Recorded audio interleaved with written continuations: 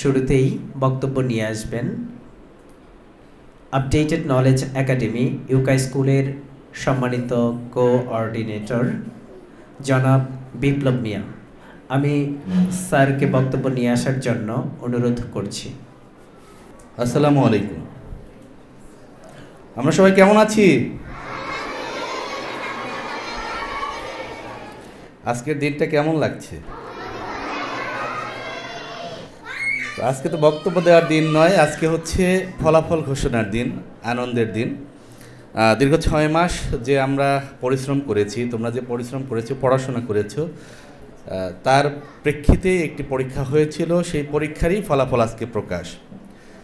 আমি শুধু এটুকু বলতে চাই, আপনারা যারা সম্মানিত অভিভাবক রয়েছেন একটু খেয়াল করবেন যে আমাদের পরীক্ষা পদ্ধতি, আমরা যেভাবে ওদের পরীক্ষা বিভিন্নভাবে মূল্যায়ন করে থাকি, সাধারণত এভাবে হয়নি।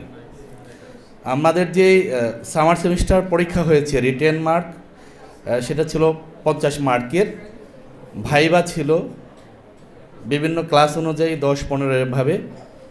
এছাড়াও সারা বছর যে তারা ক্লাসে উপস্থিত থাকছে, উপস্থিতির মার্ক, ক্লাসের যে তাদের পারফরমেন্স, যেটা ডায়েরি মূল্যায়ন, ডায়েরি ধারাবাহিক মূল্যায়ন থাকে, রেগুলার অ্যাসেসমেন্ট, সেগুলো অর্থাৎ সবগুলোর সমন্বয়ে তাদের যে ফলাফল সেটা আজকে প্রকাশ করা হবে।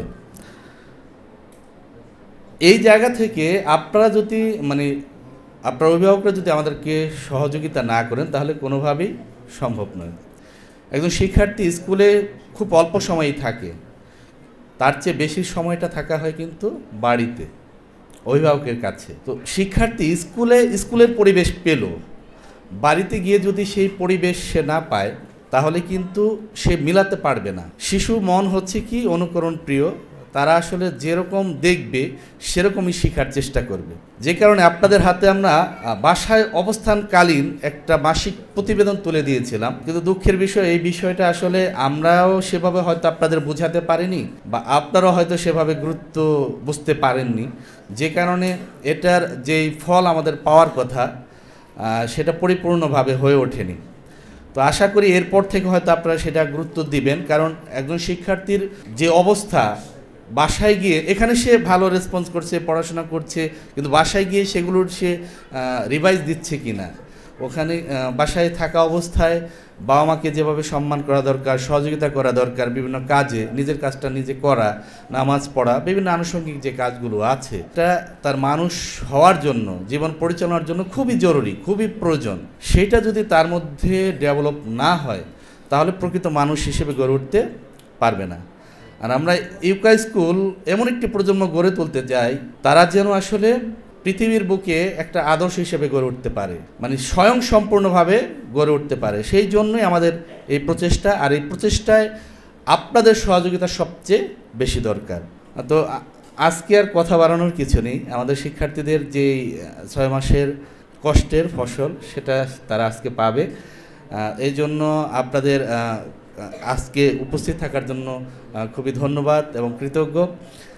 সবাই এরকমভাবেই আমাদেরকে সহযোগিতা করবেন, পরামর্শ দিবেন, আর শিক্ষার্থীদেরকে উৎসাহ প্রদান করবেন। তারা আজকে যেই ফলই পাক না কেন তাদেরকে উদ্বুদ্ধ করবেন, তারা যেন কোনোভাবেই মন খারাপ না করে। কারো যদি একটু এদিক সেদিক হয় বা খারাপ হয়, তাকে বরঞ্চ আরও শাবাশি দিবেন, আরও পরামর্শ দিবেন যে আরও কীভাবে ভালো করতে পারে। কোনোভাবেই কাউকে মন খারাপ করা বা একটু কথা বলা এটা যেন না হয়, সেই আহ্বান রেখেই শেষ করছি। আসসালামু আলাইকুম ওয়া রাহমাতুল্লাহ। ঠিক জ্ঞান জীবন যাপন সুখময় করতে উভয় জীবন ইউকার শিক্ষায় আছে।